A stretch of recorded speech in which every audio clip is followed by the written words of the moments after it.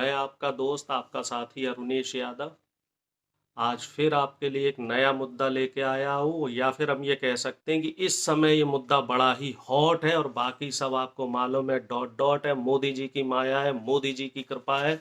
समय व्यर्थ नहीं करेंगे, सीधा मुद्दे की बात करेंगे। जी हाँ, खबर आ रही है बनारस में, सोनभद्र में और उधर दो तीन और जिले हैं, चंदौली, मऊ में, सभी जगहों से, जी हाँ, सभी जगहों में ईवीएम में गड़बड़ियां हो रही है। ईवीएम के ट्रक पकड़े जा रहे हैं।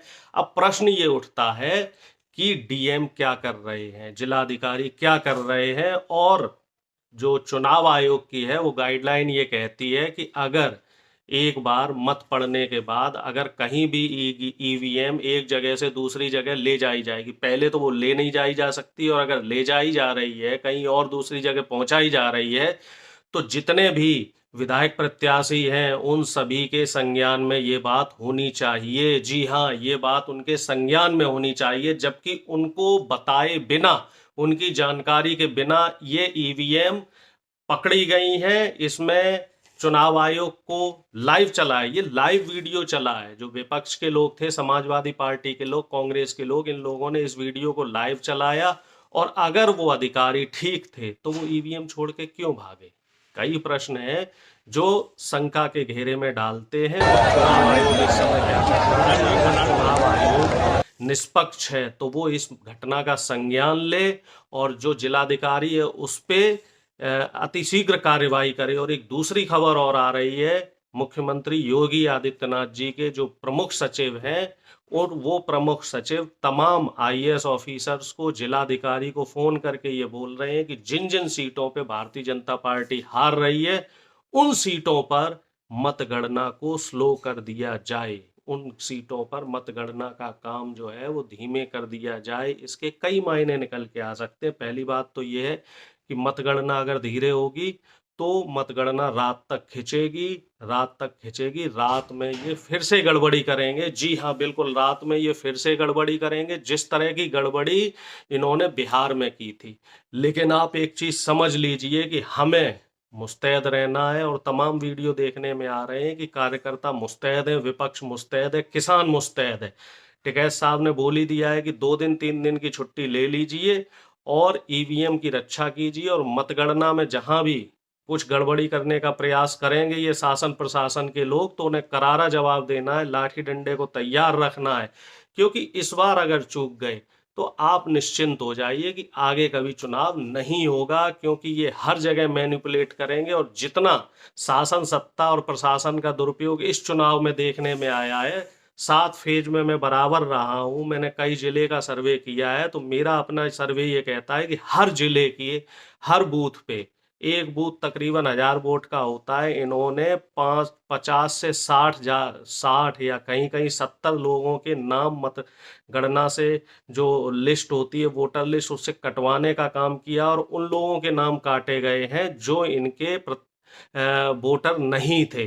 तो इस तरह की गड़बड़ियां नोट की गई हैं, और इस पे इसको चुनाव आयोग में भी इसका संज्ञान दिया गया है। लेकिन चुनाव आयोग इस समय कठपुतली मात्र बना हुआ है।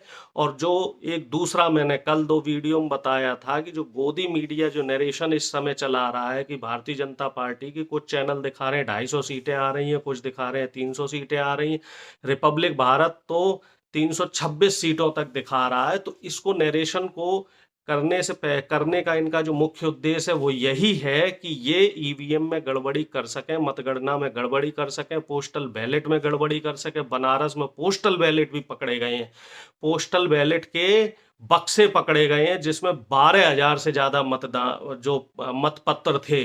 तो ये पोस्टल बैलेट क्या इंगित कर रहे हैं? सिर्फ बनारस में अगर 12,000 पोस्टल बैलेट पकड़े गए हैं, तो सोच लीजिए कि पूरे प्रदेश में अगर हम 75 से गुणा करें, हर जिले का 75 से गुणा करें और 10,000 भी लेके चलें, तो आप अंदाजा लगा लीजिए कि कितने पोस्टल बैलेट, 75,000 पोस्टल बैलेट हर जिले में पहुंचाने का काम किया जा रहा है। और लाखों की संख्या में ये पोस्टल बैलेट हर जिले में पहुंचाए जाएंगे। और मान लीजिए कि एक विधानसभा में अगर ये 5,000 भी पोस्टल बैलेट पहुंचते हैं, तो ये चुनाव में हेर फेर करने की कोशिश कर सकते हैं। तो इस समय हमें मजबूत रहना है, मुस्तैद रहना है, इनके झांसे में नहीं फंसना है। और जो मेन स्ट्रीम मीडिया, गोदी मीडिया है, इसका सच तो जाहिर हो ही चुका है। इन्हें 20-20 करोड़ रुपए ये एग्जिट पोल दिखाने के दिए गए हैं, जो फर्जी एग्जिट पोल है उसको दिखाने के लिए दिए गए हैं। बंगाल में भी आप देखिएगा, तमाम एग्जिट पोल बीजेपी की सरकार बनाते हुए नजर आए थे। कोई 150 दिखा रहा था सीटें, कोई 170 सीटें दिखा रहा था बंगाल में, कोई 180 सीटें दिखा रहा था, और उसके बाद भारतीय जनता पार्टी का क्या हुआ, 70 सीटों पे वहां सिमट गई।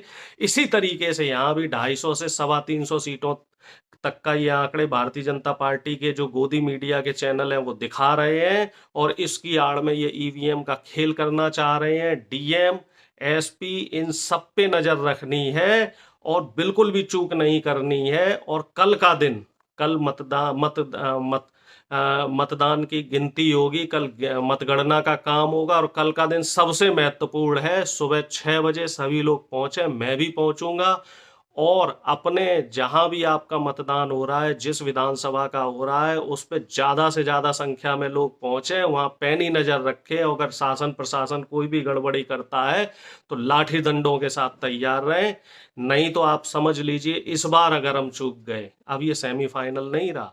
अब जो उत्तर प्रदेश का चुनाव है ये 2024 के लिए सेमीफाइनल नहीं है, यही फाइनल है। इसके बाद आप निश्चिंत हो जाइए, भारतीय जनता पार्टी चुनाव नहीं होने देगी, लोकतंत्र को खत्म कर देगी, युवाओं को बेरोजगार करके मानेगी, मजदूरों को मजदूरी नहीं मिलेगी, मजदूर जो है भूखे मरेंगे, प्यासे मरेंगे। किसानों की जो दुर्दशा है आप सोच नहीं सकते। किसान पूंजीपतियों का गुलाम होने वाला है।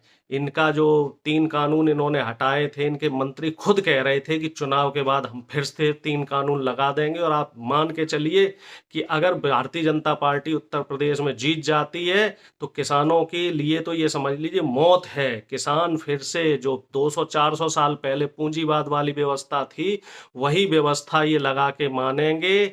महंगाई इतनी चरम पे कर दी जाएगी कि आप 2 वक्त की रोटी के लिए मोहताज हो जाएंगे। डीजल पेट्रोल के दाम 10 तारीख को बढ़ने जा रहे हैं, क्योंकि इंटरनेशनल मार्केट में इस समय जो कच्चे तेल की कीमत है वो $125 प्रति बैरल तक पहुंच गई है। जब $77 प्रति बैरल थी डीजल की कीमत, तो वो कच्चे तेल की कीमत, तब हमारे यहाँ डीजल पेट्रोल ₹100 ₹110 मिला है। तो अब आप अंदाजा लगा लीजिए, कम से कम ₹150 पेट्रोल होने वाला है, ₹130 तक जो है डीजल होने वाला है। और आप एक चीज और मान के चलिए कि इस समय घरेलू गैस की कीमत भी बढ़ने वाली है। तो हमें इन चीजों को मद्देनजर रखते हुए अपने आप को बचाना है, मुस्तैद रहना है और लोकतंत्र की रक्षा करनी है। मैं अपनी बात यहीं खत्म करता हूं। मेरी बातें आपको कैसी लगी? अगर आप मेरी बात से सहमत हैं तो इस वीडियो को लाइक, कमेंट, शेयर करें, ज़्यादा से ज़्यादा शेयर करें, मेरे चैनल को सब्सक्राइब करें।